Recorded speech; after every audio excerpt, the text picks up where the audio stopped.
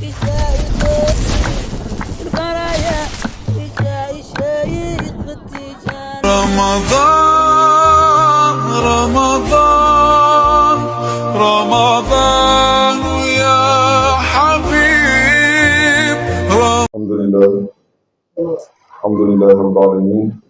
وعليكم السلام ورحمة الله. الصلاة والسلام على رسول الله صلى الله عليه وسلم. Assalamu alaikum wa rahmatullahi wa barakatuh. À toute la Jamiatul Hamadouna, commençant par notre maître Maulana Thierno Mandiaye, que nous implorons Allah subhanahu wa ta'ala qu'il accorde longue vie et santé, l'unité longtemps parmi nous, ainsi qu'à l'ensemble de nos mamans Seydat, ainsi qu'à tous les Muhaddam Azatis et condisciples de la Jamaat du Seydaïr. Alhamdulillah, sans plus tarder, nous allons continuer sur les enseignements du jour, le mois de Ramadan, sur le livre intitulé Fufir Allah, Touré vers Allah de Maulana Thierno Mandiaye. Alhamdulillah, plus tardé, aujourd'hui nous allons entamer l'épilogue du livre. Ça veut dire que le livre est en train de tirer à sa fin. Alhamdulillah, comme le mois de Ramadan est en train de tirer à sa fin. Nous sommes dans les 10 derniers jours, alhamdulillah, mashallah. Donc, nous allons laisser Seydi Abdelaziz, Inch'Allah, il va faire la lecture du DAS d'aujourd'hui, Inch'Allah, après avoir ouvert dans les commentaires. أعوذ بالله من الشيطان الرجيم بسم الله الرحمن الرحيم الصلاة والسلام على رسول الله.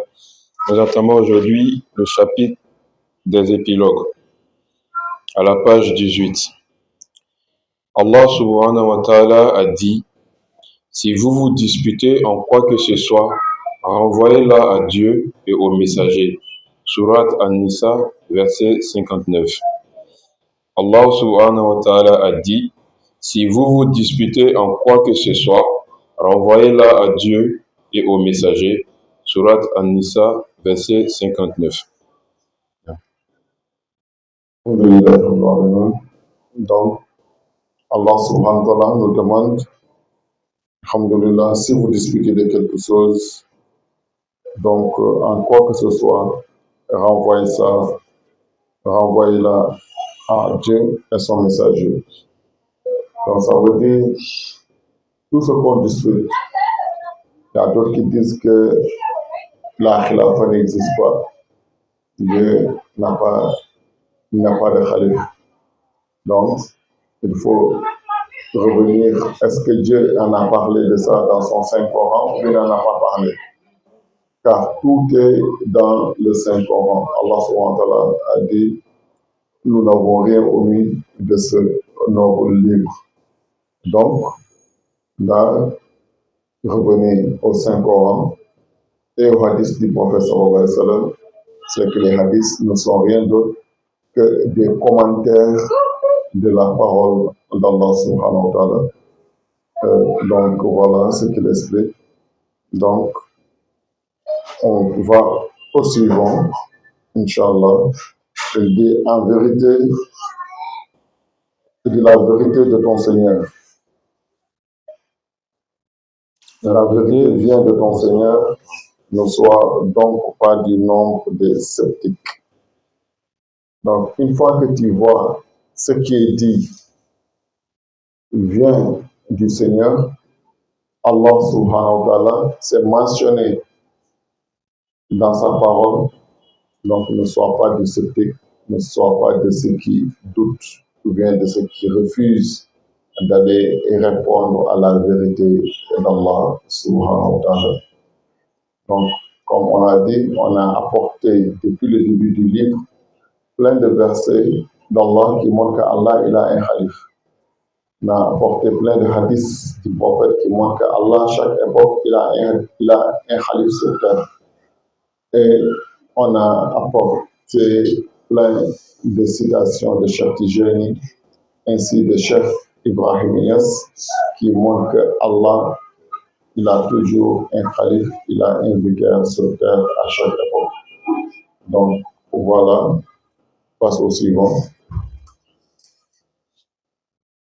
Allah subhanahu wa ta'ala a dit: La vérité émane de votre Seigneur. Quiconque le veut, qu'il croit, et quiconque le veut, qu'il le mécroit. Surat Al-Kahf, verset 29. Donc, a dit la vérité vient d'Allah. Celui qui veut qu'il croit, celui qui veut aussi qu'il mécroit. Chacun est responsable de ce qu'il va suivre. Seulement qu'il y aura un résultat entre ces deux conditions. Celui qui a cru la vérité et a su la vérité, il aura la récompense des véridiques. Mais celui qui s'est détourné de la vérité et a suivi le mensonge aussi, il aura le châtiment des menteurs. Ô les croyants, obéissez à Allah et obéissez aux messagers et à ceux d'entre vous qui détiennent le commandement. Puis, si vous disputez en quoi que ce soit, renvoyez-le à Allah subhanahu wa ta'ala et aux messagers sallallahu alayhi wa sallam, si vous croyez en Allah et au jour du jugement dernier. Ce sera bien mieux et de meilleures interprétations. Surat An-Nisa, verset 59. Donc, ce sont les mêmes recommandations qui vont suivre tout cela. Avant, il disait, retournez-vous vers Allah et son messager. Ici, il a dit encore, il a ajouté Ulul Azmi, le Ulul Amri minkum. C'est donc qui s'occupe, ceux qui détiennent le commandement. Puis si vous disputez en quoi que ce soit, renvoyez-le à Allah subhanahu wa ta'ala et les messagers. Donc, obéissez à Allah et aux messagers et à ceux d'entre vous qui détiennent le commandement. Qui détiennent le commandement, c'est toute personne que Dieu a donné de l'autorité sur toi. Et plus largement, il y a d'autres qui disent que ce sont les deux parents, c'est possible. Il y a aussi, on doit les obéir. Il y a d'autres qui disent que ce sont les autorités, les gouvernants de ton pays. Donc l'État, tu dois les respecter, tu dois les suivre. S'il ne te recommande pas tout cela, ce qui va à l'encontre des recommandations d'Allah subhanahu wa ta'ala, tu dois les obéir. Il y a d'autres qui disent que ce sont les guides, les maîtres spirituels. D'autres disent que ce sont les imams, d'autres disent que ce sont les chefs. Mais Ulul Amri minkum, ça c'est large. Toute personne que Dieu a fait qu'il a une autorité sur toi, dans le domaine dans lequel il a cette autorité, tu dois le suivre, tu dois l'obéir, à condition que ce qu'il t'ordonne ne va pas à l'encontre des recommandations d'Allah subhanahu wa ta'ala et de son messager. Donc, il dit, si vous croyez en Allah et au jour du jugement dernier, ce sera bien mieux et de meilleures interprétations. Donc, voilà, on va passer au suivant. Le prophète sallallahu alayhi wa sallam a dit, dis la vérité, même si elle est amère.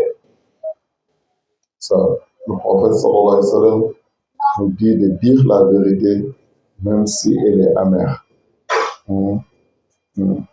Donc, comme ça aussi, le prophète sallallahu alayhi wa sallam avait dit, quand ton frère a dispute avec autrui, il faut soutenir ton frère.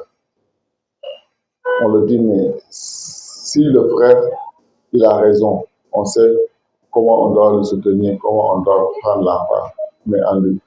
Mais s'il n'a pas raison maintenant, il a tort, on doit le soutenir comment? Et de le soutenir, c'est de lui dire la vérité.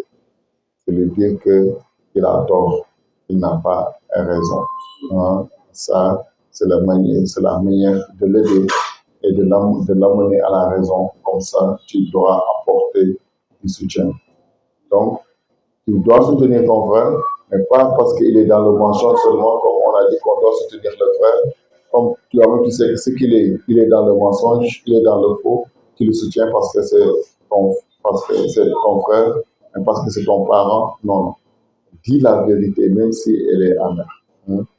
On avait dit au prophète sallallahu alayhi wa sallam, un musulman peut être éprouvé, qu'il soit un voleur, hein, un pervers, et il vole, il fait tout. Hein.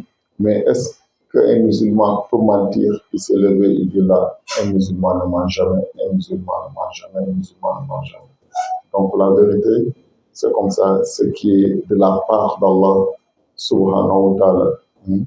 Donc ça aussi, si vous voyez, là où Tcherno Ahmad s'est arrêté pour faire sortir ce livre, vous allez voir qu'il a appliqué ce message-là. Dis la vérité, même si elle est amère. Parce qu'il est à Medina Baye, là où se trouvent les enfants de Cheikh Ibrahim Niass. Et lui, il n'est pas n'importe qui à Medina Baye. Et depuis que cette khilafa est descendue entre les mains de Maulana Cheikh Al-Khayri, il y a eu trop de problèmes, de difficultés, d'attaques à l'endroit de Maulana Cheikh Al-Khayri. Il a patienté comme Rasoul l'a fait, comme Cheikh Tijan l'a fait, comme Cheikh Ibrahim Niass lui-même l'a fait. Donc, personne ne vient avec cette vérité sans qu'il y ait des personnes qui vont trahir, qui vont être contre toi. Et à la couleur, on va te faire sortir même de chez toi. Ça, c'est la pire même des choses. Donc, c'est difficile. Mais lui, c'est pas lui. Il était avec le fils de Cheikh Ibrahim Niass qui était le calife de l'époque, qui est Papa As. C'est celui-là qui a fait la tarbiya, c'est avec celui-là il a eu le fatou et tout. Celui-là l'a pris comme son fils. Était son confident et tout. Mais lorsqu'il a vu la vérité, il a su que la vérité d'Allah, le secret d'Allah est entre celui-là. Il est venu, il a dit la vérité. Il a dit que ce que j'étais venu chercher chez toi, j'ai trouvé ça.